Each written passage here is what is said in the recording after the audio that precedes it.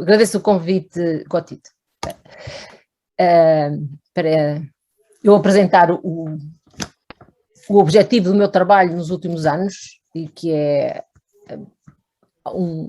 vocês já vão ver que é algo que é muito atrativo, e que nomeadamente são estrelas neutrões. Eu sou uma física nuclear, e porque é que, de certo modo, o meu caminho foi na direção das estrelas neutrões? É precisamente por causa das propriedades extraordinárias que estes objetos têm.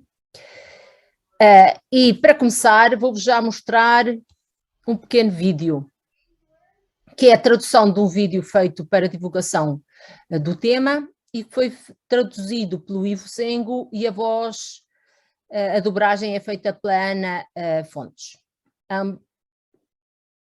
Aqui temos nós, vou pôr no princípio.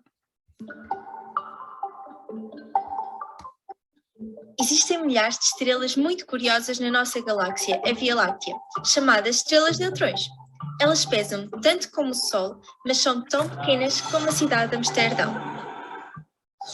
Pensa numa estrela gigante, imagina espremer todo o seu material até ficar reduzida a uma bola com 20 km de diâmetro. Terias obtido uma estrela de neutrões.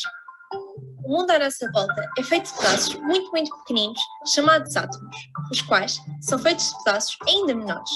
A nuvem de eletrões orbitando em torno de um pequeno núcleo de neutrões e prótons. Dentro das estrelas de neutrões, os átomos estão tão apertados uns contra os outros que os seus eletrões são empurrados para dentro do núcleo. De seguida, os prótons capturam os eletrões, formando-se neutrões. Quanto mais próximo do centro da estrela, mais apertados ficam, todos uns contra os outros. Fica realmente lotado lá dentro. Dentro das estrelas de neutrões, a força da gravidade também é esquisita. Na Terra, a gravidade prende-nos ao chão e puxa-nos para baixo quando pulamos. Nas estrelas de neutrões, a força da gravidade é 100 mil milhões de vezes mais forte. É tão forte que se um alienígena deixasse cair um telemóvel da altura de 1 metro, este chegaria ao chão num milionésimo de segundo e ficaria completamente destruído. Estrelas de neutrões são também ímãs muito fortes, cerca de 1000 milhões de vezes mais fortes do que aqueles que usamos para prender as coisas no nosso frigorífico. Os seus campos magnéticos causam explosões no interior da estrela que libertam quantidades incríveis de radiação. Essas explosões podem ser tão fortes que afetam a atmosfera terrestre, apesar de terem origem em estrelas que estão a milhões e milhões de quilómetros daqui. Se tudo isto parece estranho, é porque realmente é. As estrelas de neutrões não são parecidas a nada que exista aqui na Terra, e são alguns dos objetos mais incríveis e estranhos no universo. Mas é exatamente isso que as torna especiais. As estrelas de neutrões dão aos astrónomos a oportunidade de estudar a física nos limites da imaginação, desde a força da gravidade aos magnetos e às partículas muito pequeninas que formam tudo à nossa volta. As estrelas de neutrões transformam a física em astrofísica. E vamos então voltar. Pronto, com esta introdução, espero que vocês tenham ficado a perceber que realmente estes objetos são objetos estranhos.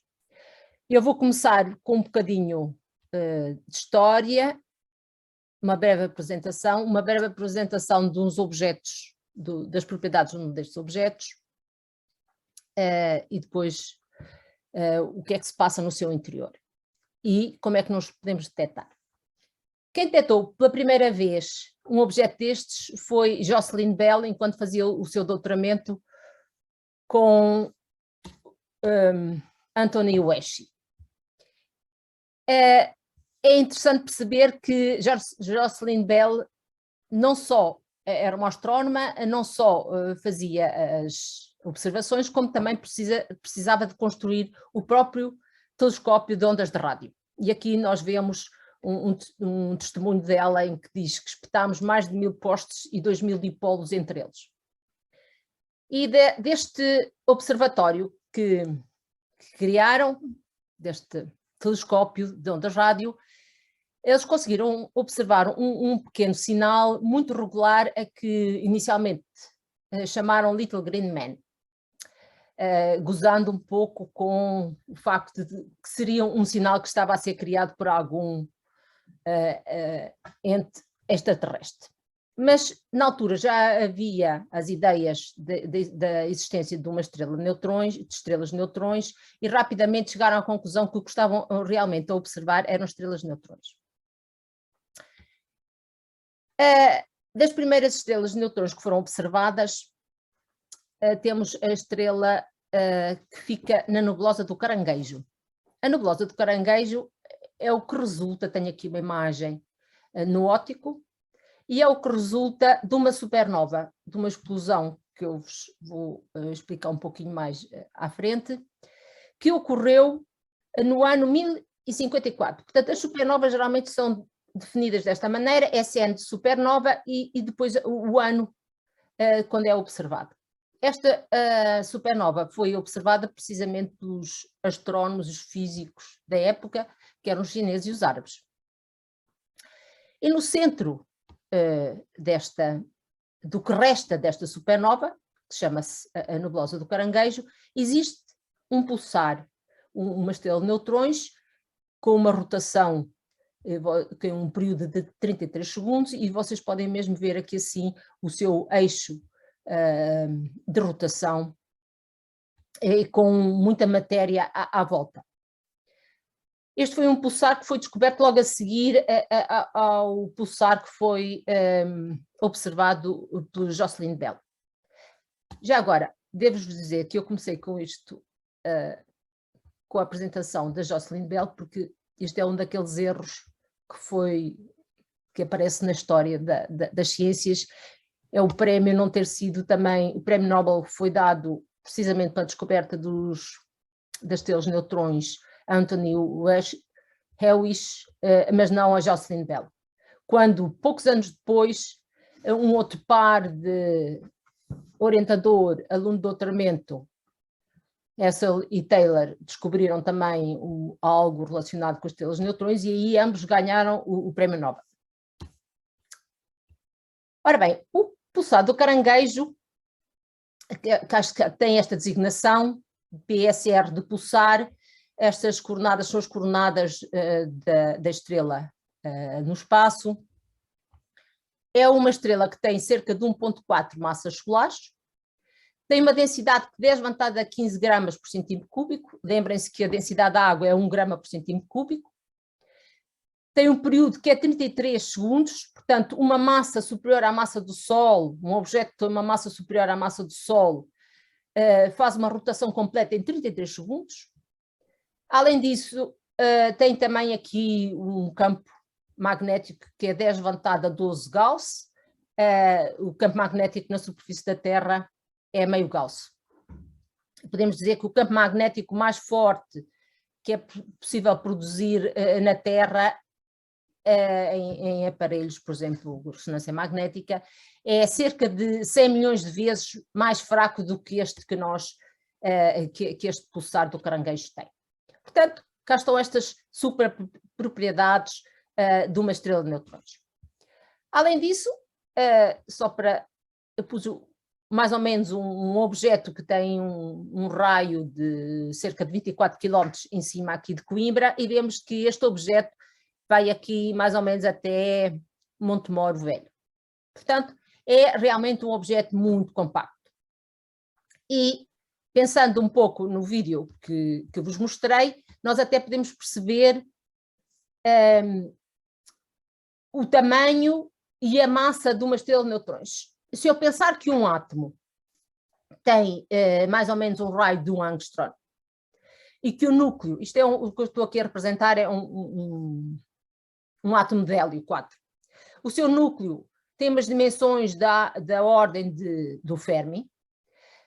A diferença de dimensões é cerca de 5 ordens de grandeza, já que um angstrom é 10 levantado a menos 10 metros e um Fermi 10 levantado a menos 15 metros. Portanto, há uma diferença de 5 ordens de grandeza.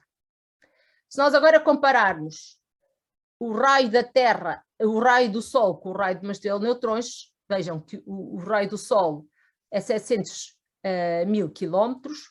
Se eu tirar aqui 5 zeros, que são as 5 ordens de grandeza, fico com 7 km, que é da ordem de grandeza, mais ou menos, o raio de uma estrela de neutrões. Portanto, estão a ver o que é que nós podemos, como é que nós obtemos a matéria que constitui um destes objetos. É precisamente retirando todo aquele espaço vazio que existe entre os eletrões e o núcleo e formando uma matéria que é só formada com matéria como os núcleos, com os eletrões no meio, porque eu, para ter um objeto estável, tenho que ter um objeto neutro, eletricamente neutro. Estrelas de neutrões, eu estou aqui assim a representar, há estrelas de neutrões que têm um campo magnético ainda mais forte que aquele que tem o pulsar do caranguejo, cerca de 1000 vezes mais forte, e a esses chamamos magnetares. A maior parte deles são aquilo que nós dizemos pulsares, e pulsares porque vemos um pulso, como se fosse um farol. E o que aqui está representado é precisamente um desses objetos, uma estrela que emite a radiação eletromagnética ao longo do eixo magnético. E depois aqui assim há um outro objeto que é o magnetar pulsar, ou seja, tem um campo magnético muito forte e também emite luz. Vamos aqui assim perceber um bocadinho mais do pulsar, como é que isto funciona. Portanto, o pulsar está aqui, a estrela de neutrões, tem um campo magnético forte e é um objeto em rotação. Se o eixo de rotação não coincide com o eixo magnético, o que vocês podem ver é que isto vai descrever aqui um feixe que vai rodar, e se este feixe, numa das suas posições, estiver virado ou para a Terra ou para o telescópio que nós estamos a utilizar para o observar, nós vamos ver um feixe de luz. E como isto roda, vamos ver periodicamente um feixe de luz. É como se fosse um farol. E, portanto, claro, para vermos, vamos precisar que este feixe de luz esteja direcionado para o nosso telescópio ou para a Terra, para o instrumento que o está a observar. Os períodos dos objetos destes estrelas de neutrões que se conhecem podem variar entre milissegundos e cerca de 20 segundos. Portanto, os com períodos maiores têm um período de cerca de 20 segundos, os que têm um período mais pequeno têm um período de cerca de milissegundos, e geralmente estes milissegundos, estes estrelas de neutrões ou pulsares que têm um período de milissegundos são geralmente reciclados. O que é que isto significa? Significa que eles pertenciam a um binário e foram tirar matéria à estrela do binário, de tal modo que também adquiriram mais velocidade angular, momento angular, e aumentaram a sua velocidade de rotação, ou seja, diminuiu o seu período. Eu posso ouvir, mas eu não vos vou, depois posso partilhar aquele link. Só para percebermos um pouquinho de quem foram as primeiras pessoas que previram a existência de objetos deste tipo e o que é que levou a essa previsão. Portanto, em 1912, Ernest Rutherford propõe um modelo do átomo, aquele mesmo que eu vos mostrei relativamente ao He4, em que a massa do átomo está concentrada no centro do átomo e a nuvem eletrónica move-se em torno desse centro que concentra a massa.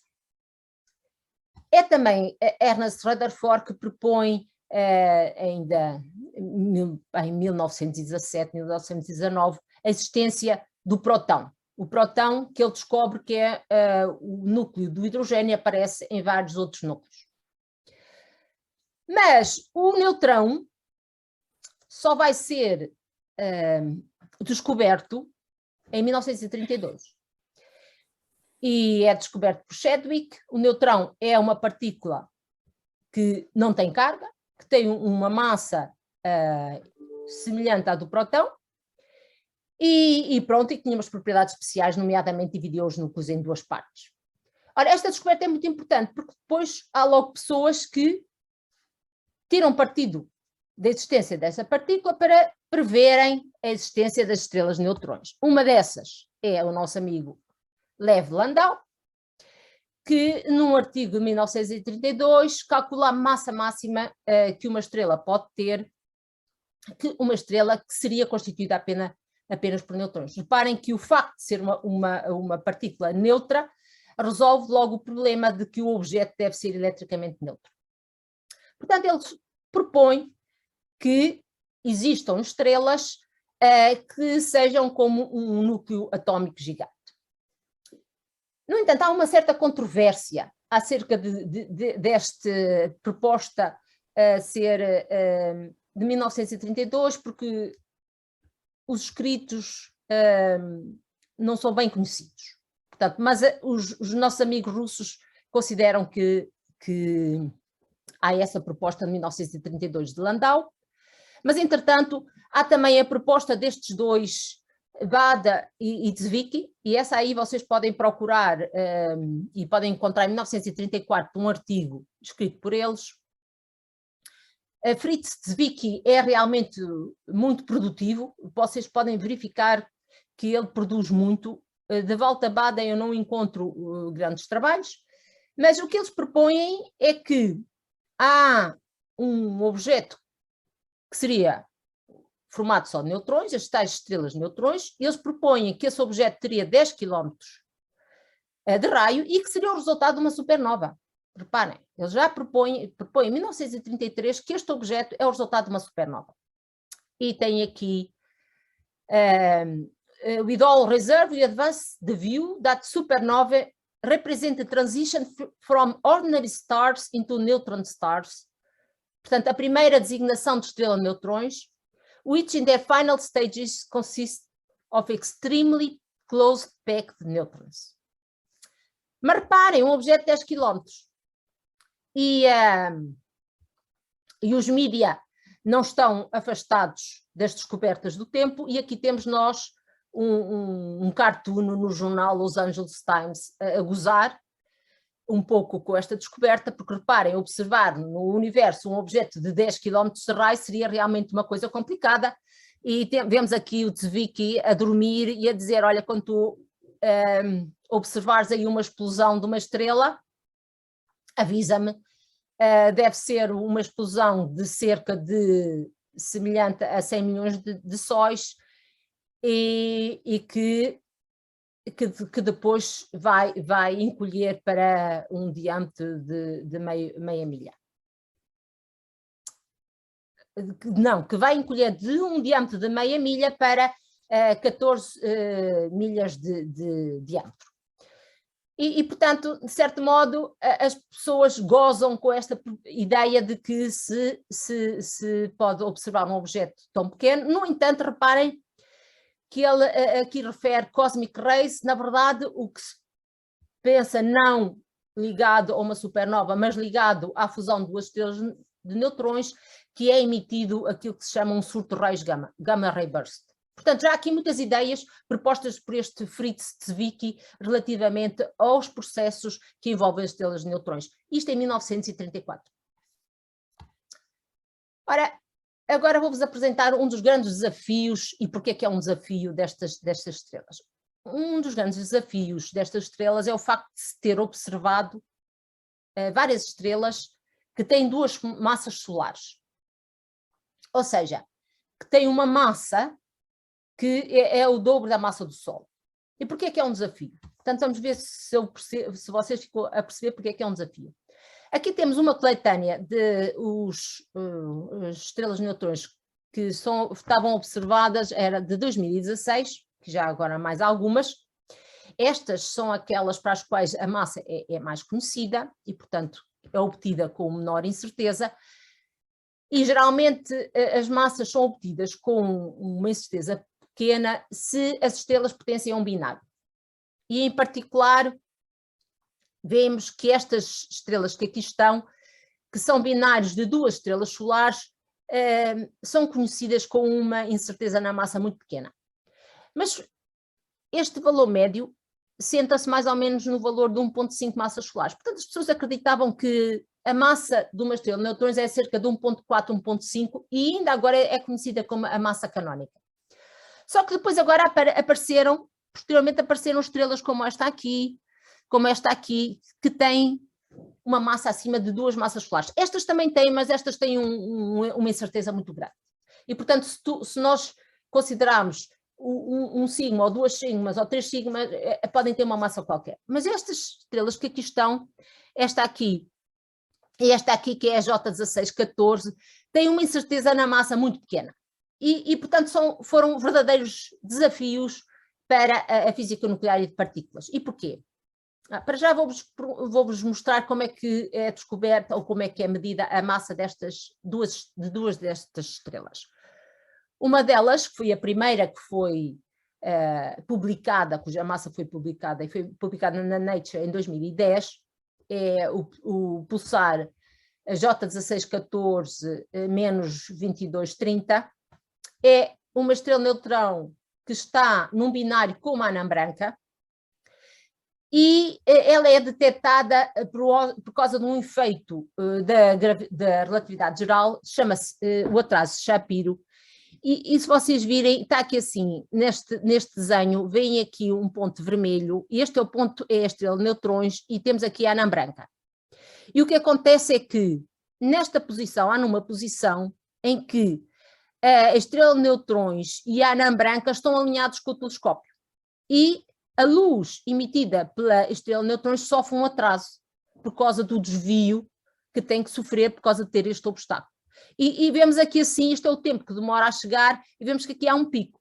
E isso que se chama o atraso de Shapiro.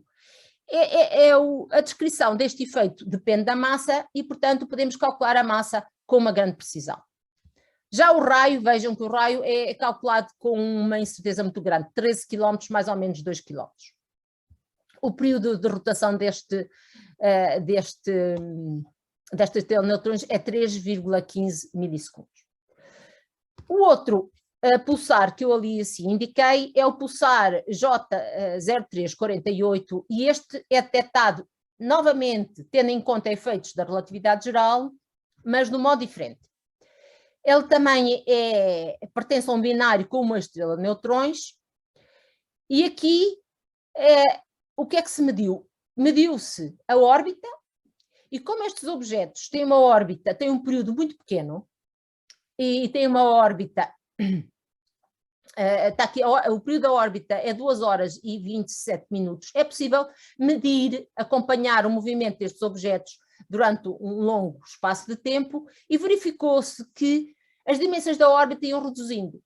E essas dimensões, a redução da órbita, pôde confirmar-se com a relatividade, com a teoria da relatividade geral, e permite, portanto, por um lado, permite confirmar a emissão de ondas gravitacionais devido a este movimento, que é um movimento acelerado, o facto de estar a descrever uma órbita circular ou elíptica. Portanto, há a emissão de ondas gravitacionais que levam à perda de energia e à diminuição do tamanho da órbita.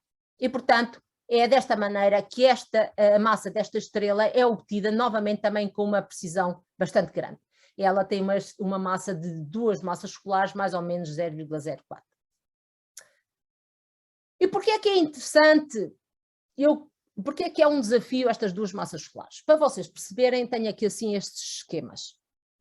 Bem, eu para descrever a matéria de uma estrela preciso de uma equação de estado, assim como eu preciso de uma equação de estado para descrever a água, como se comporta a água, a pressão, a certas qual é o comportamento da água quando eu vario a pressão, quando eu vario o volume, quando eu vario a temperatura.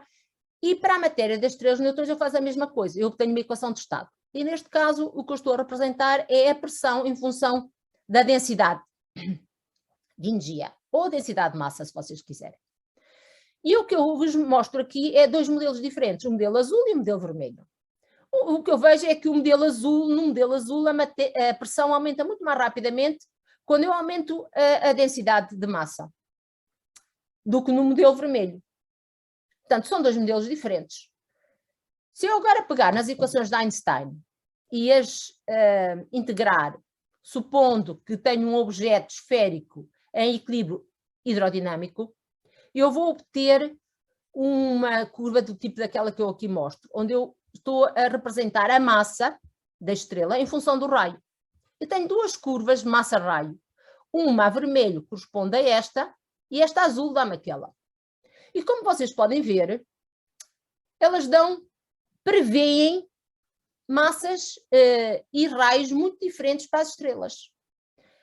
Ambos os modelos que eu aqui estou a representar prevêem uma massa de duas massas solares, portanto, ambos os modelos passam na descrição daqueles dois pulsares que eu vos mostrei, mas há muitos modelos que ficaram postos de parte. Estes dois conseguem, mas se eu também tivesse medido com uma boa precisão o raio, eu poderia dizer que este modelo ou aquele modelo seria o correto, ou nenhum deles correto. E por isso é tão importante a observação de massas de estrelas com uma massa muito grande. Quanto maior for essa massa, maior vai ser o desafio e maior o número de modelos que vai ser posto de parte. E, claro, para eu obter a equação de estado, eu tenho que saber do que é que ele é formado. Em particular, eu preciso saber como se comporta a matéria nuclear a altas densidades, algo que eu não consigo no laboratório presentemente. Eu também preciso saber se os núcleos vão destruir, de certo modo, e vou ter uma transição de fase para matéria só de quarks ou não. Além de que há outras propriedades que as estrelas de neutrões têm e que dependem da superfluidez, está aqui um erro, superfluidez nuclear. Portanto, as estrelas de neutrões são verdadeiros laboratórios que me permitem testar várias propriedades da matéria nuclear e das partículas. Aqui, por exemplo, mostro-vos um exemplo de muitas outras curvas, portanto, curvas massa-raio, cada uma delas identificada com o modelo que deu origem, e podemos ver que a estrela, a J1614, está aqui representada por esta barra vermelha, e vemos que há aqui muitos modelos que não conseguem atingir duas massas solares. Todos estes modelos é para serem deitados fora, é para serem esquecidos. Mas ainda vemos que, mesmo assim, há muitos modelos que passam esta condição. Só que variam os seus raios de duas massas solares entre 11 km e 15 km. Está bem? Nós fizemos um teste aqui no grupo e pegámos em todas as estrelas, num grande conjunto de modelos, tanto de dois tipos diferentes, e por isso eles estão representados a azul e vermelho. Uns são relativistas, com um formalismo relativista, que são os azuis, e uns com um formalismo não relativista, que são os vermelhos. Todos estes modelos passam a restrição das duas massas solares, e nós podemos ver que há aqui uma grande dispersão de raios. Para as duas massas solares a dispersão vai mais ou menos entre 10 km e 15 km, e para 1,5 vai entre 12 e 15. Se eu restringir as propriedades destas equações, de modo a que as propriedades do núcleo, portanto a matéria que nós temos no núcleo, as propriedades nucleares, sejam satisfeitas, eu vou deitar a maior parte destes modelos fora e vou ficar só com estes. Portanto, todos aqueles só consigo estes. E eu mostro este gráfico para mostrar como a incerteza que existia aqui, de quase 5 km, se reduziu para as estrelas com massa baixa para cerca de 1 km, 2 km. Portanto, porquê? Porque estas equações aqui estão informadas com a informação que nós temos dos nossos laboratórios. No entanto, a altas densidades nós não temos informação dos laboratórios. Portanto, aquela incerteza, a dispersão que existia aqui, continua a existir aqui. Quais são as matérias que nós podemos encontrar dentro de umas estrelas de neutrões e que atraem tanto os físicos? Para já, logo na crosta, nós temos uma crosta externa, e a crosta externa é essencialmente uma estrutura cristalina em que nos seus vértices eu tenho núcleos. À superfície, esse núcleo será o núcleo ferro, que é o mais estável de todos. À medida que eu penetro no interior das estrelas, a pressão faz com que o núcleo mais estável deixe seu ferro e comece a ser cada vez mais rico em neutrões. Até que a certa altura, os neutrões deixam de ficar completamente ligados e eu passo a ter uma rede cristalina nos vértices com núcleos ricos em neutrões, mas com um mar de neutrões e eletrões. Mar de eletrões existe sempre. Eu tenho que ter uma estrela eletricamente neutra.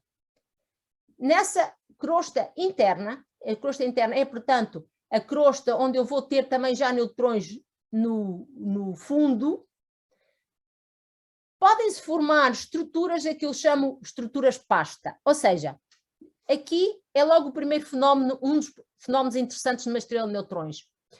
Existe um fenómeno de frustração, que por um lado tenho a força de Coulomb, por outro lado tenho a interação nuclear de curto alcance, a força de Coulomb de longo alcance, e criam-se aqui as condições para haver uma competição entre estes dois efeitos que permitem criar estruturas do tipo que quem propôs, que foi Pettit, Ravenhall e há um terceiro que eu agora não estou a lembrar-me, chamaram e acho que foi Gordon Bain, que propõem que deram o nome destas estruturas pasta. Porquê?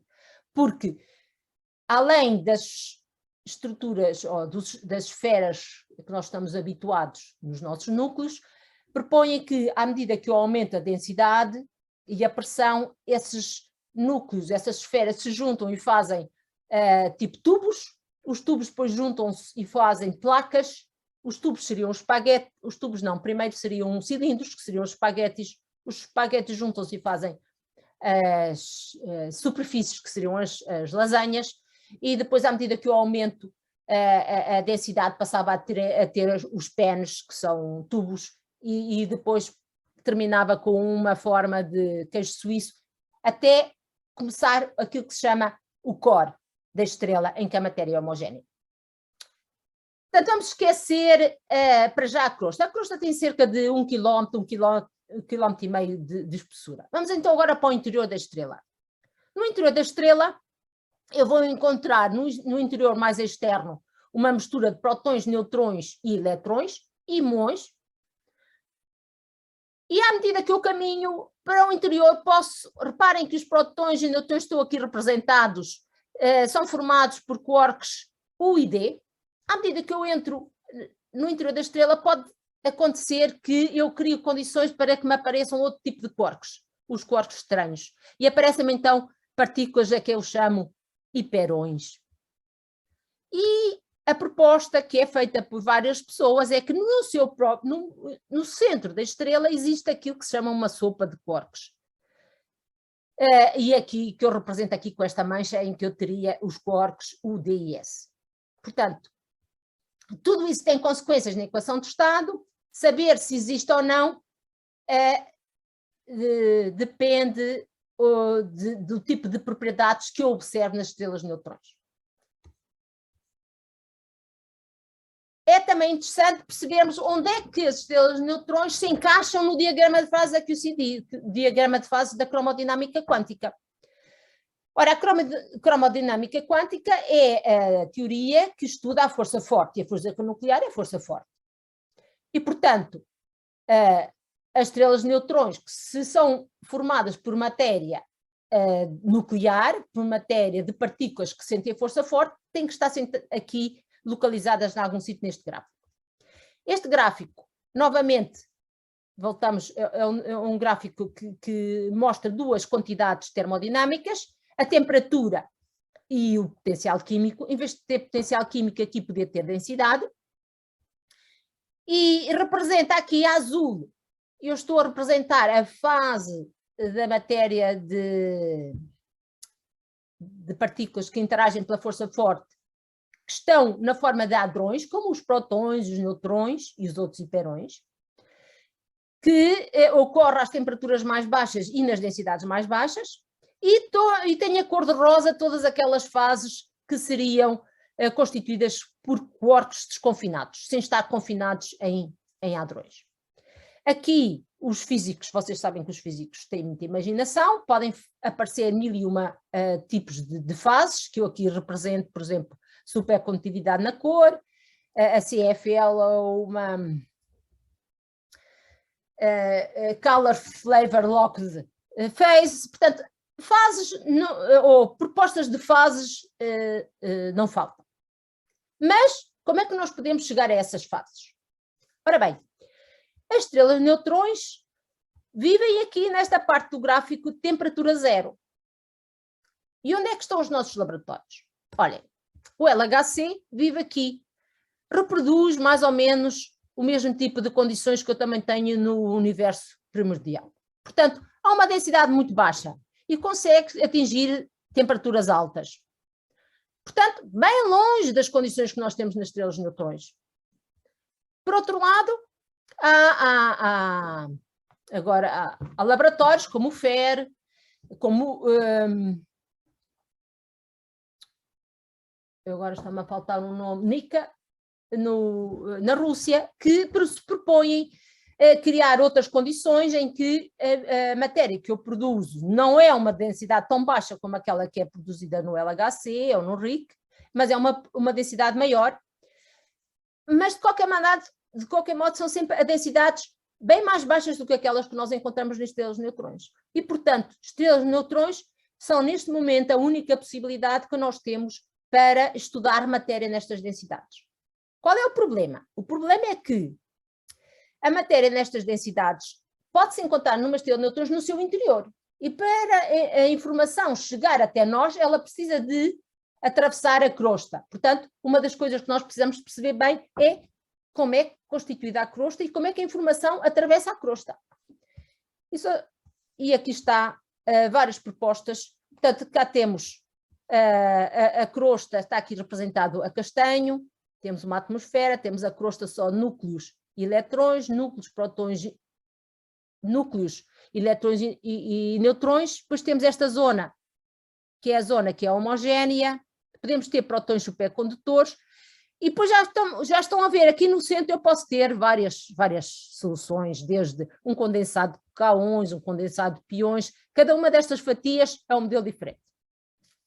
E só para vos chamar a atenção, a investigação feita aqui na crosta, nomeadamente na formação das fases pasta, também aparece em muitos trabalhos, são todos trabalhos muito pesados do ponto de vista computacional e em que se encontram várias soluções e estão a ver soluções bem exóticas de matéria que forma desde tubos ou coisas amorfas com esta estrutura.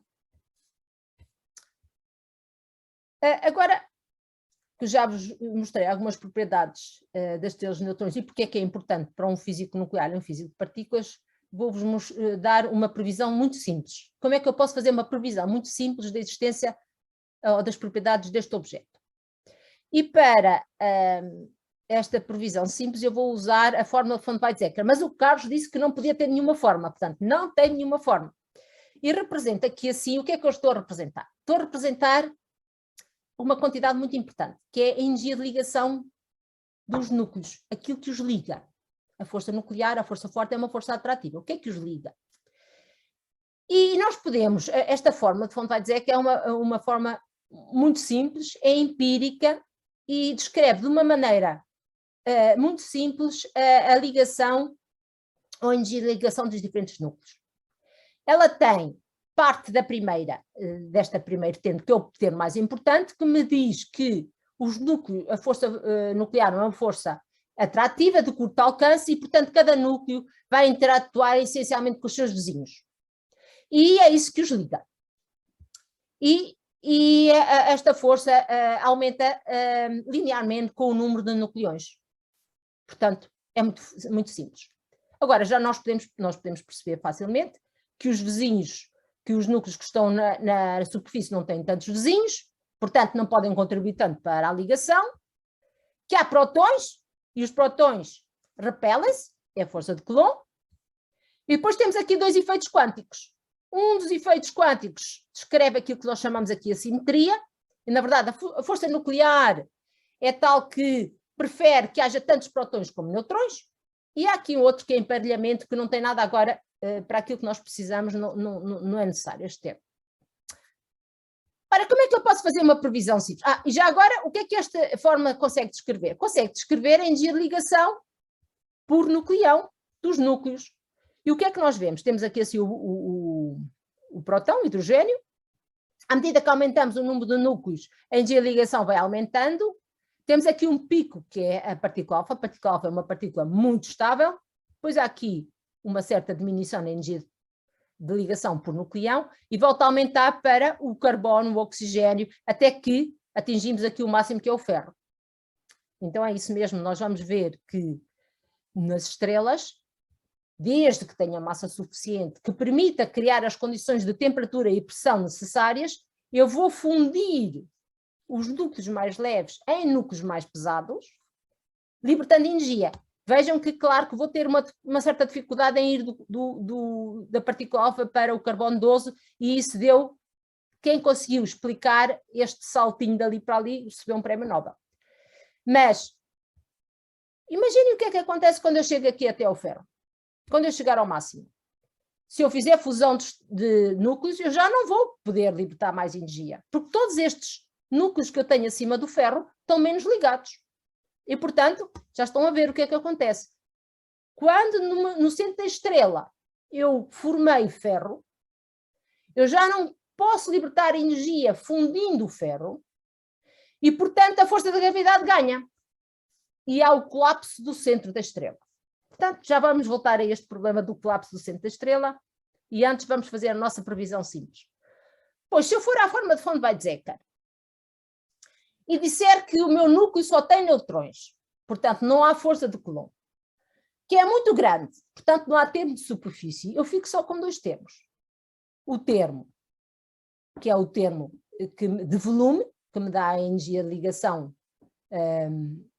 principal, e fico o termo da simetria, porque eu agora só tenho neutrões, é a matéria mais assimétrica que eu posso ter. E agora o que eu vou fazer é incluir um outro termo.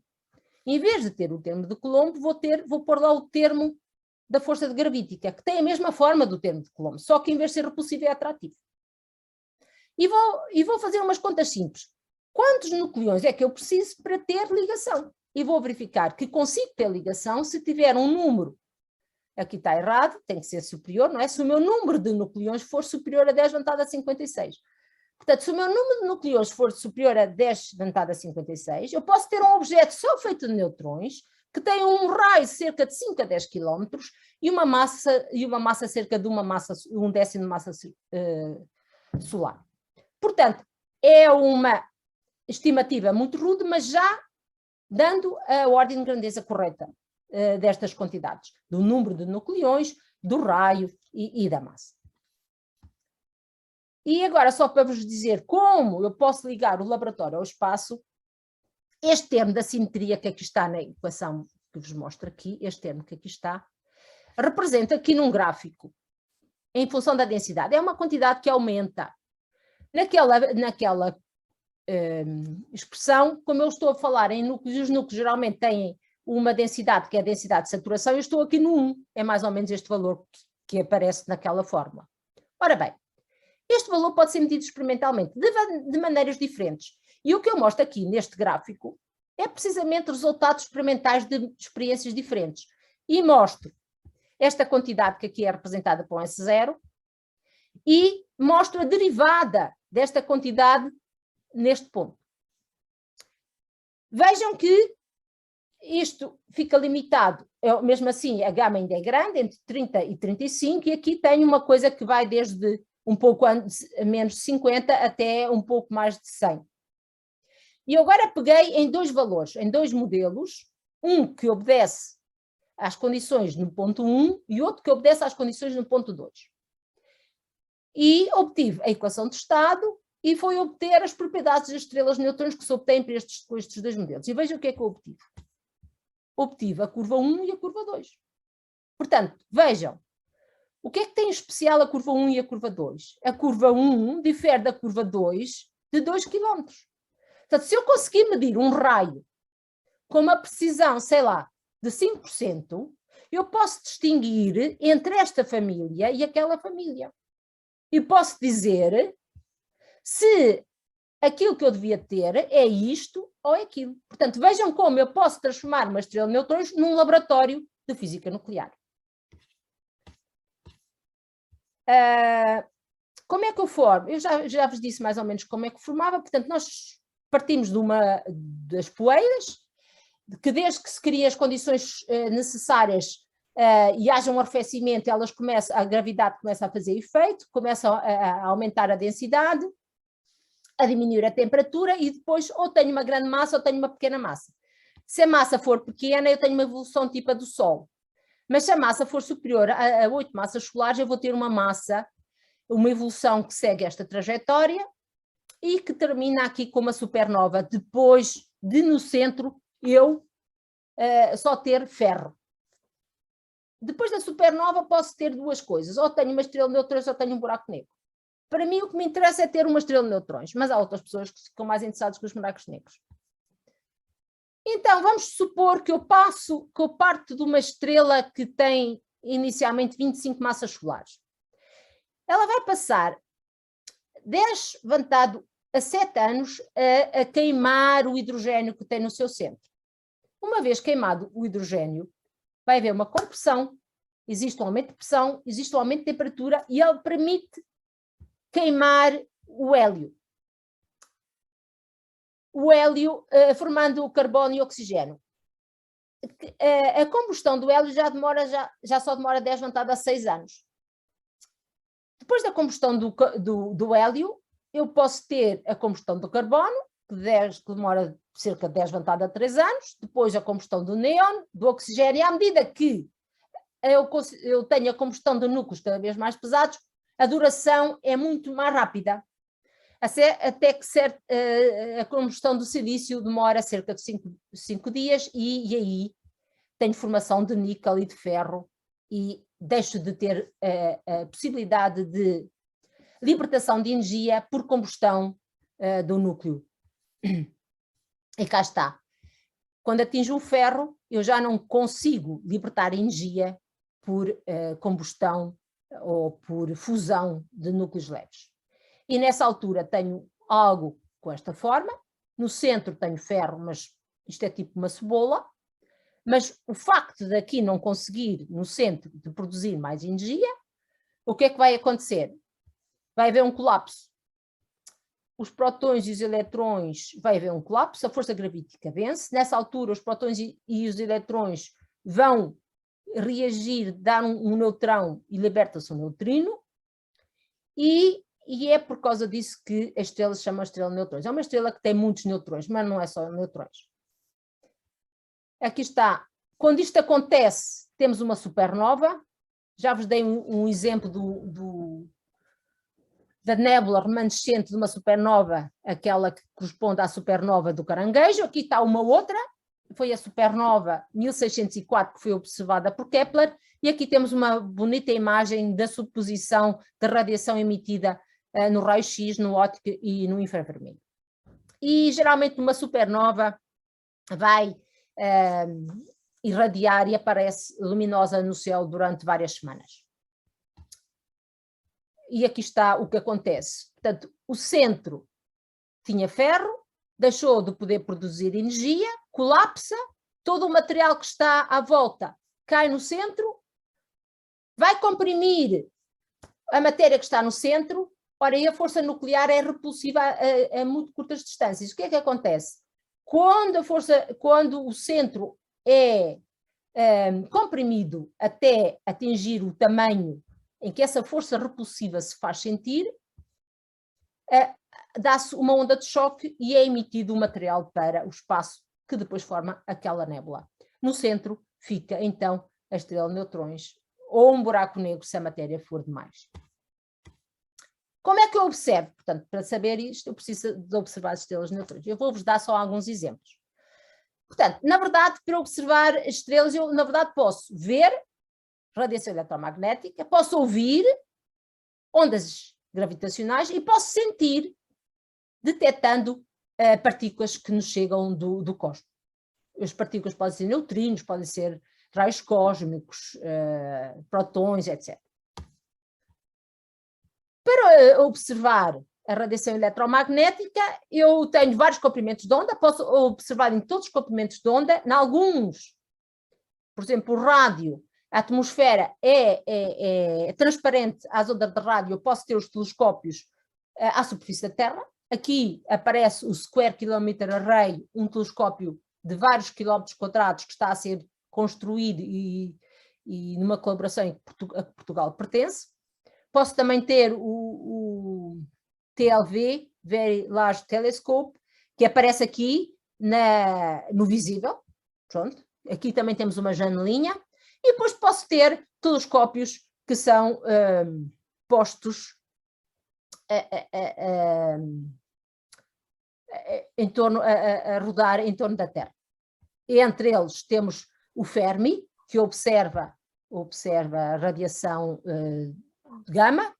Temos agora o NICER, que eu vos vou falar, que é uma câmara que está instalada na International Space Station, e podemos ter aqui também comprimentos de onda no infravermelho. Portanto, e são estes aparelhos que nos vão permitir ver as estrelas de neutrões. Portanto, este é o NICER, resultante, portanto, Neutron Star Interior Composition Explorer Mission, é uma missão onde a ESA e a NASA colaboram. Ele está aqui colocado, neste sítio. Demorou muito tempo a conseguir perceber os resultados que tinha, precisamente por causa destas placas que aqui estão, que perturbam as medições que fazem. E esta a missão é muito importante, porquê? Porque eles estão a fazer o esforço de medir uma massa e um raio. Portanto, simultaneamente medir a massa e o raio. E nós vimos que se conhecemos a massa e o raio de uma estrela com uma boa precisão, podemos eliminar muitos modelos que não são válidos. Temos depois telescópios de rádio, do qual o ALMA já está a funcionar e está colocado no Atacama, portanto no Chile, mas o Square Kilometer Array será também um grande desafio tecnológico, já que ele vai dar origem a uma quantidade de dados muito maior do que aquela, tipo uma ordem de grandeza ou 2 ordens de grandeza superior àquela que o CERN produz em experiências como o LHC.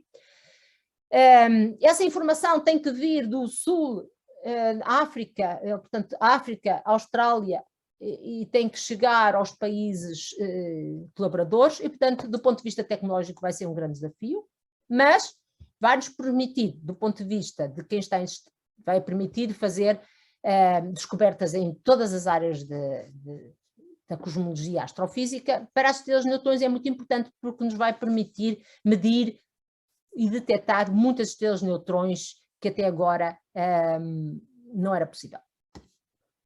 E claro, um instrumento essencial é o Observatório de Ondas Gravitacionais, que eu aqui represento. O observatório é Hanford, em Washington, é formado aqui por 2 grandes braços. Existe um outro em Stanford, que fica a cerca de 2.000 quilómetros de distância deste, e estes 2 observatórios funcionam em colaboração com o Observatório em Itália, conhecido por Virgo. Há outros observatórios que se vão juntar, e isso é muito importante, porque se eu detectar a onda gravitacional em vários locais diferentes da Terra, eu vou poder mais facilmente localizar no espaço de onde é que estão a ser emitidas as ondas gravitacionais. Aqui mostro-vos como é que essencialmente funciona. Temos aqui os braços, isto é como se fosse um interferómetro de Michelson. No LIGO isto tem 4 km de comprimento. Além disso, tem aqui uns espelhos que faz com que a luz que parte aqui no laser é dividida em 2 feixes, um vai nesta direção, outro vai nesta direção. Há espelhos de tal modo que antes dos 2 feixes voltarem a recombinar-se, eles são refletidos 10 vezes e só depois se recombinam. E qual é o interesse? Se eu não tiver nenhuma onda gravitacional, eles ao recombinarem-se vão ter uma interferência construtiva. Se por acaso passou uma onda gravitacional que alterou o tamanho, as dimensões do espaço, Ao recombinar essas duas as ondas vindas dos dois espelhos, vamos ter uma recombinação que não é totalmente construtiva e, portanto, eu posso detectar essa diferença, essa deformação do espaço. A variação pode ser da ordem de 10 elevado a menos 8, é muito pequeno, significa 1/1000 do raio do próton. Vejam, o que é detectar a deformação de 1/1000 do raio do próton? Significa grande desenvolvimento tecnológico, grande desenvolvimento científico. Portanto, eu tenho que saber analisar os dados que observo e tenho que saber controlar a minha instrumentação muito, muito bem. As primeiras ondas gravitacionais foram detectadas em 2015. Aqui está o que acontece, portanto, temos um binário, neste caso eram dois buracos negros. Eles vão se aproximando, portanto, ao emitirem ondas gravitacionais por terem um movimento acelerado, vão perdendo, vão encurtando a distância entre eles. Temos aquilo que eles chamam aqui tem a deformação representada. À medida que se aproximam, a frequência associada vai aumentando, até que tem aqui este aumento abrupto, está aqui representado, isto é o sinal, portanto, temos aqui um aumento da frequência, e de repente, o que se chama o ring down, forma-se um buraco negro e não há mais emissão de radiação. Portanto, esta primeira detecção resultou da fusão dos buracos negros, um de 36 e outro de 29 massas solares, mas a grande prenda que nós tivemos foi a prenda que nos foi dada em 2017, no dia 17 de... e aqui está errado, não é 9, é 08. No dia 17 de agosto de 2017, foi-nos dada uma prenda especial, o resultado da fusão de duas estrelas de neutrões. Porquê é que foi uma prenda? Porque, e se vocês virem este videozinho que eu aqui tenho, com o qual depois eu posso terminar, esta detecção abriu uma nova era na astrofísica, porque juntou a informação vinda dos diferentes telescópios e instrumentos que obtêm informação do espaço, as ondas gravitacionais, os diferentes telescópios em todos os comprimentos de ondas eletromagnéticas e os observatórios de partículas que vêm do espaço. E eu vou, são 7 horas, não sei, isto demora 4 minutos, posso mostrar, Carlos? Sim. Sim. Então, de vez em quando eu vou interromper só para vos chamar a atenção a vários... Vai comentando. Está bem? Portanto... Aí.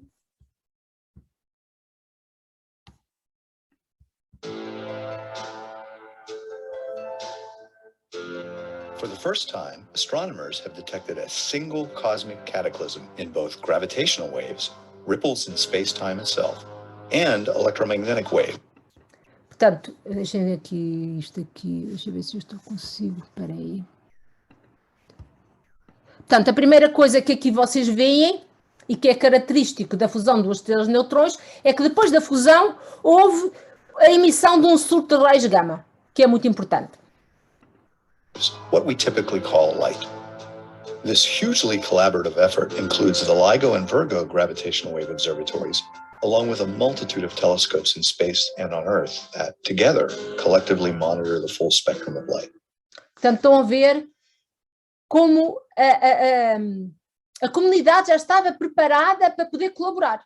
Portanto, a partir do momento em que houve a indicação de que poderia ter havido uma emissão de qualquer coisa de uma parte do espaço, que vocês já vão ver, ele vai explicar como é que foi descoberto ou como é que foi prevista essa parte do espaço, todos os telescópios e estes objetos apontaram para esse espaço, para esse ponto, para ver o que é que conseguiam localizar.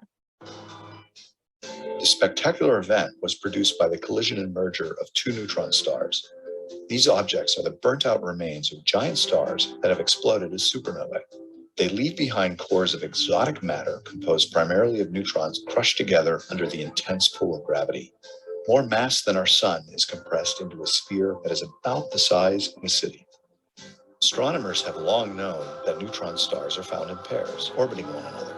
The theory of relativity predicts that the motions of these incredibly massive objects should generate gravitational waves. Estão a ver estas ondas gravitacionais que são geradas na rotação, é que vão fazer com que o tamanho da órbita vá diminuindo e os dois objetos se vão aproximando. These waves would drain energy from the orbiting bodies, causing them to slowly spiral together and eventually collide with each other in a spectacular explosion. On August 17, 2017, a gravitational wave, CHIRP, was recorded by...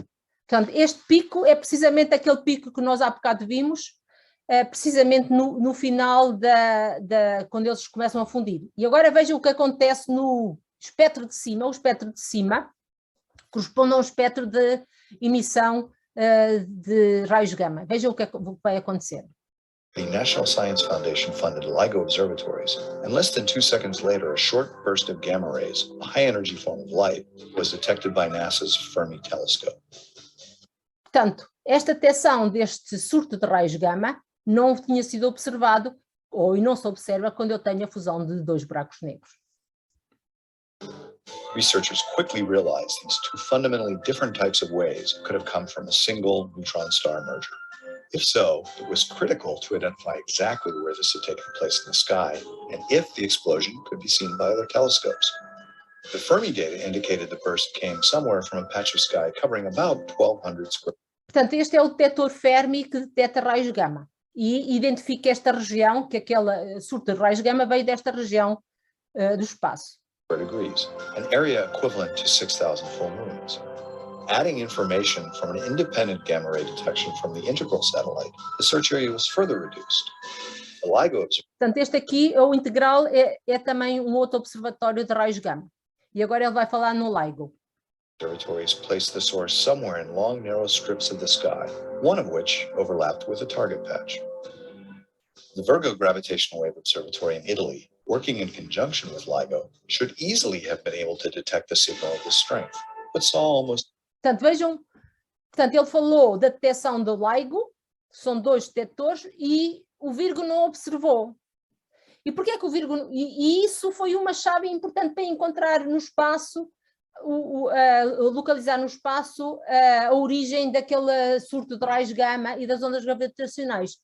É que reparem, um detector deste só vai detectar se a radiação vem mais ou menos perpendicular ou pelo menos não deve vir com uma inclinação de 45 graus, está bem? Se vier com uma inclinação de 45 graus, não se vai ver nada. E foi o que aconteceu. Nothing. This was an important piece of the puzzle, since any gravitational wave observatory has a small number of blind spots where it cannot detect an incoming signal. Restricting the source location to Virgo's blind spots further narrowed the search area down to approximately 28 square degrees, or 140 full moons.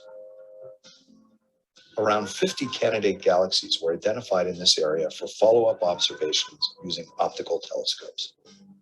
Less than 11 hours after the first detections, astronomers using the Carnegie Swope telescope identified a previously unseen blip of light in the outer reaches of the galaxy named NGC 4993. Several independent confirmations were reported from other telescopes over the next hour. The first ever optical counterpart to a gravitational wave event had been found. Knowing exactly where to look, astronomers began an unprecedented campaign of follow-up observations using more than 70 telescopes around the world and in space. During the course of the next 2 weeks, the neutron-star merger was detected across the entire electromagnetic spectrum. The gravitational wave data have, for the first time, provided a direct measurement of the masses and orbits of a neutron-star pair before their collision and merger. The data also enabled ongoing follow-up observations across the electromagnetic spectrum, characterizing the explosion and revealing how such unimaginable events have played a formative role in shaping the world around us. These results, for the first time... Ora, isto também é muito interessante, porque as simulações mostraram que é neste meio no meio correspondente à fusão de duas estrelas de neutrões, que são dois objetos muito ricos em neutrões, que eu consigo criar os núcleos como o ouro, que não são simétricos no número de neutrões prótons. Já se tinha verificado que aquilo que se pensava que se conseguia em supernovas não se conseguia. Ou seja, em supernovas eu não consegui criar núcleos muito assimétricos. Mas nós sabemos que o universo tem núcleos muito assimétricos. Portanto, punha-se a questão, onde é que se formam esses núcleos muito assimétricos? Então, verifica-se presentemente que da fusão das estrelas de neutrões é possível criar esses núcleos muito assimétricos e as condições são favoráveis, tendo em conta que eu parto de matéria muito rica em neutrões. E é o que eu estou aqui a representar, a amarelo, como sendo núcleos que se produzem, que podem ser produzidos em ambientes tipo fusão de estrelas de neutrões. Confirm that neutron star mergers create precious elements like gold and platinum, as well as a host of other heavy elements all across the periodic table. Explosions like these, through our cosmic history, have seeded the universe with the materials that later will form new stars, new planets, and beings like ourselves who look up and wonder.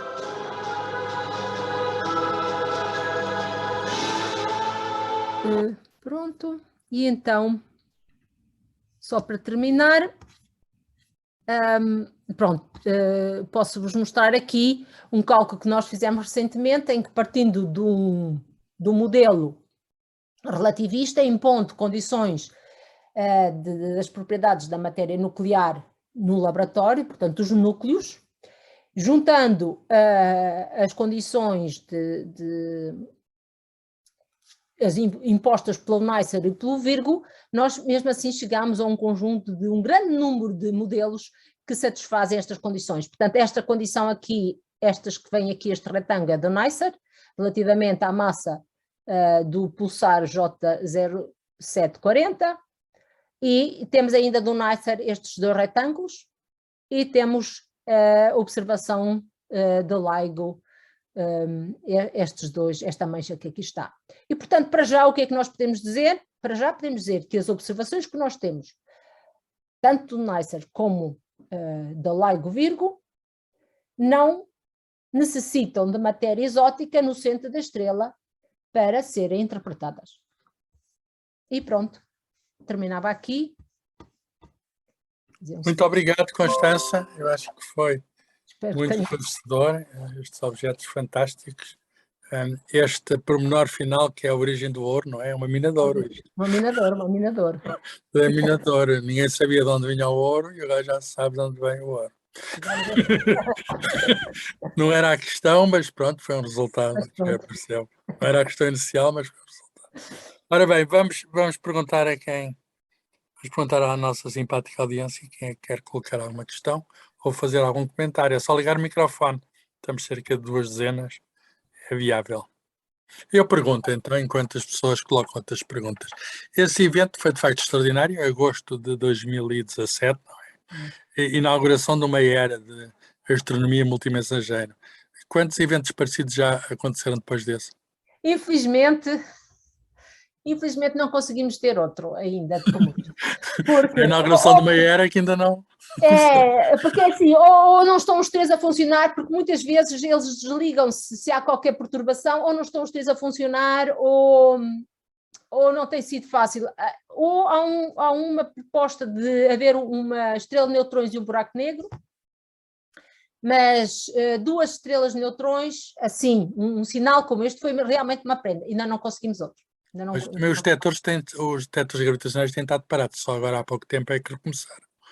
Sim, e pronto, mas temos, por exemplo, um de 2019 em que o Virgo não estava a funcionar, um deles, dos do LIGO, também não estava a funcionar e acabou por ser só um sinal, e se eu tenho só um sinal é muito complicado depois identificar de onde veio do espaço e de pôr todos os outros telescópios a apontar para ali, mas esperemos com o tempo e com... Ora bem, falaste de todo o conjunto nesses eventos, pelo menos todo o conjunto de ondas eletromagnéticas estão em causa, não é? Uhum. Mas se tivermos só uma estrela de neutrões, disseste que emite ondas de rádio, o que é que emite mais?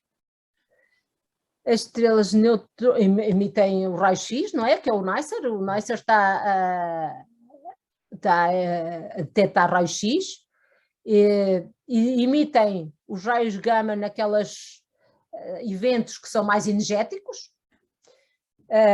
Os bursts, não é? Os bursts. E, na verdade, também emitem no comprimento de onda visível. Também, aliás... É possível ver com telescópios? Eu, por acaso, não mostrei aqui, mas há uma imagem de uma estrela de neutrões visível. Por acaso, não mostrei aqui. Há 2 novos instrumentos que estão a funcionar este ano. Um já foi inaugurado no espaço, ainda não mandou imagens, que é o James Webb, infravermelho só. E há um a ser inaugurado este ano, que é o Vera Rubin Observatory no Chile. Espera-se alguma coisa daí sobre esta questão das estrelas de neutrões? Infravermelhos é relevante, por exemplo? Não, realmente das estrelas, por acaso não sei, no infravermelho, geralmente não temos a informação que nos vem das estrelas de neutrões, não temos geralmente o infravermelho, temos o raio-x e temos nas ondas de rádio, não penso que seja, não te posso dizer. Muito bem. Posso dizer. Alguma outra pergunta, entretanto, que tenha suscitado a curiosidade da audiência? Ou mais uma minha, se ninguém diz nada, pode entrar em qualquer altura. Disseste que... Sim, quer falar? Castanhola, tudo bem? António, famosa diz. imagem, Constança, tens aquela famosa imagem que falaste para mostrar? A famosa imagem... Disseste que não mostraste, mas tens aí para mostrar? Posso procurar, posso. Espera aí, deixa cá ver. Famosa imagem de quê? Da tal em que se vê uma estrela de neutrões no visível, não é? Era isso? Era isso que estavas a referir? Sim, exato. Então deixa ver que eu já vou mostrar. Mas há só uma, é? Há só uma?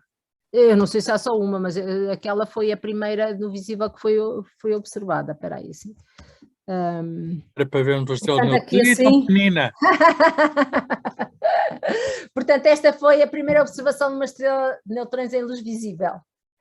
E pronto, olha, não sei, vocês... Deve haver um conjunto de critérios para identificar que é uma estrela de neutrões, exato. Tenho que acreditar, mas pronto. Ora bem, disseste, Constança, que eventualmente não é preciso matéria exótica no interior, quer dizer, que a matéria nuclear normal chegaria. Isso até que ponto é certo? Não, quer dizer, isso ainda se consegue encaixar matéria exótica. Matéria exótica não é muito exótica, mas matéria exótica é dizer que há estranheza, sim, de padrões, ou que há um core de quarks de matéria desconfinada. Com o conhecimento mais preciso do raio, poderá ser possível perceber se existe matéria que não seja matéria nuclear. Porque o que acontece? Isso significaria matéria que pode ser mais comprimida e, portanto, em que eu consigo atingir raios menores.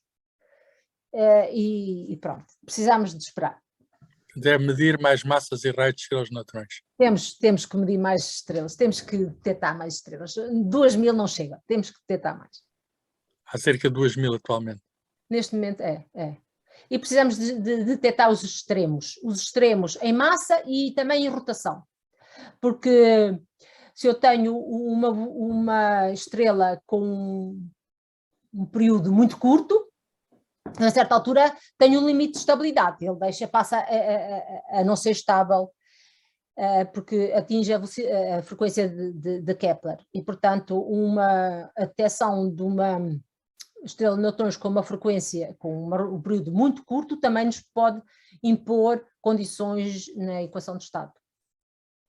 Muito bem. Ainda há outra intervenção? Está-se a esgotar o tempo. Intervenções. Viva Constança. Olá, Sónia. Por esta palestra.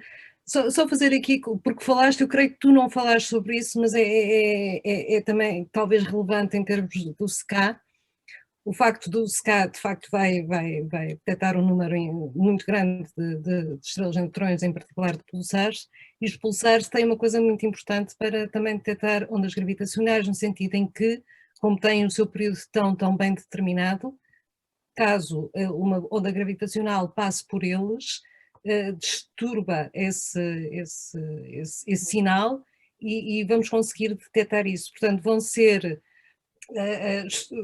os pulsares vão fazer, que estão pelo disco da nossa galáxia, vão fazer detectores, um detector gigante, digamos, de ondas gravitacionais. E, portanto, isso vai ser também algo que o SCA vai ter um impacto, eventualmente até um prémio Nobel, talvez. Quando é que está a operar? Quando é que vai operar? Né? O O SCA SCA está agora a ser construído, não é? Vai operar daqui a 5 anos, mais ou menos. 5 anos só. E já há, entretanto, os bocados, não é, Sónia? Deixa-me apresentar a Sónia. Obrigada, Sónia, por teres intervido. A Sónia está fortemente envolvida no SCA, aliás, como o Alexandre Correia, mas a Sónia está a representar Portugal em vários grupos e ela não é bem estrelas de neutrões, mas tem efeitos. também está interessada fortemente do que é que lembra. Olha, só ver esses aspectos históricos iniciais que são muito interessantes, com que começaste. Talvez falte dizer que a Jocelyn Bell está viva, tem 78 anos. Sim, sim. O supervisor é que já morreu, o Harris. E talvez também dizer que não se zangaram. Não, mas porque é que ela sabia de zangar com o...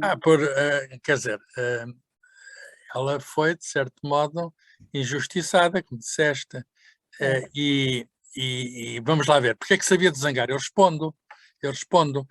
O supervisor não ganhou o prémio Nobel sozinho, ganhou com um colega com quem ele repartiu a informação que ela lhe fornecia em reuniões a que ela não podia assistir. Pronto.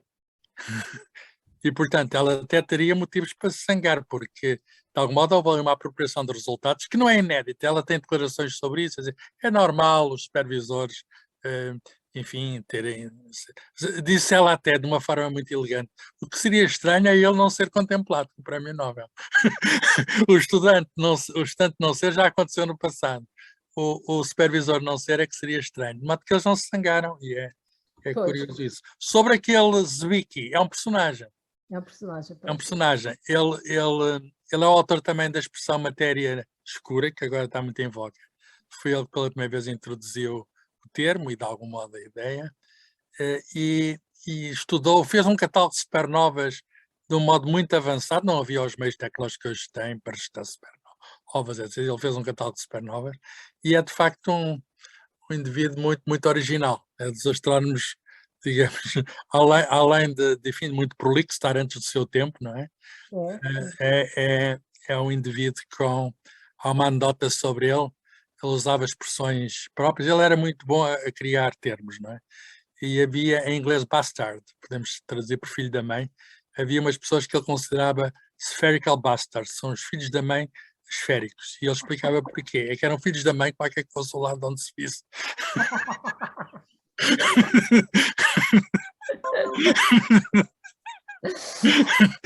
E portanto o Zwicky é de facto não morreu assim há tanto tempo como isso, enfim, ele teve uma vida grande, mas de algum modo está a ser redescoberto, no sentido em que cada vez mais as pessoas se interessam pela obra e pela vida dele. Não, porque eu fiquei impressionada, para já fui procurar e vi a obra dele e as ideias que ele coloca, não é? Que em 1934, 33, ele fala daquilo que nós agora falamos, não é? Claro. Claro, mas ele era astrónomo. Agora imagine-se o Landau, que era um homem teórico, a prever as estrelas de neutrões só com papel e lápis, não é? Pois. E lá está no seu livro Statistical Physics, um dos capítulos do primeiro livro, lá está. Sim, mas foi escrito muito depois, nessa altura já havia alguma evidência. Já havia alguma evidência para isso. Alguma questão final? Então, se não há, agradecemos todos, acho que interpreto o sentido geral à Constança, por esta apresentação sem fórmulas, mesmo ali a forma da gota líquida, que é muito simples, ela conseguiu não a meter, era só umas potências, mas não meteu, e portanto, para benefício de todos, enfim, mostrou que se pode fazer não só boa ciência de ponta, mas também se pode mostrar essa boa ciência, essa ciência de ponta, de uma maneira, digamos, que chega ao maior número possível de pessoas, porque nós sabemos que a matemática afasta logo. Vamos continuar este ciclo na próxima semana e vamos ter uma coisa, algo um bocadinho diferente, mas muito interessante. O Gilberto Pereira, que está a fazer o doutoramento comigo e com o Décio, sobre História do Departamento de Física no século XX, e já agora anuncio já que o Rómulo vai fazer uma exposição em março deste ano sobre os professores de Física do século XX e a ação deles em Coimbra. Ele vai pegar num desses professores e contar uma história que não é muito conhecida, chama-se Francisco Nazaré. Eu referi quando foi a minha última aula, e ele tenta sair de Coimbra, por razões que ele, se quiser, responderá. Ele, não o próprio Nazaré, o Gilberto pode responder, tenta sair de Coimbra, foi para Lisboa para tertúlias com a Almada Negreiros e outros artistas masculinos e femininos. E ele está representado num quadro que esteve na Brasileira, agora está na Fundação Gulbenkian, que é um quadro, A Brasileira de Chiado, em que estão duas senhoras e o Almada Negreiros, que é de algum modo um autorretrato, e o professor de Física Francisco Nazaré. Portanto, mostra que os professores de Física de Coimbra também podem ser imortalizados pela arte. Mas a história dele é muito interessante e depois, enfim, esteve no departamento, teve muito tempo fora e depois voltou. E essa história de um cientista que deixa a ciência para ir conviver com os artistas é muito interessante. Então, até 2 a 8 dias, a esta mesma hora, neste mesmo sítio, 18 horas, terça-feira, vai se tornar uma referência aqui no Rómulo. Obrigado a todos. Bom. Obrigado, Constança, especialmente. Adeus, obrigada também. Adeus a todos.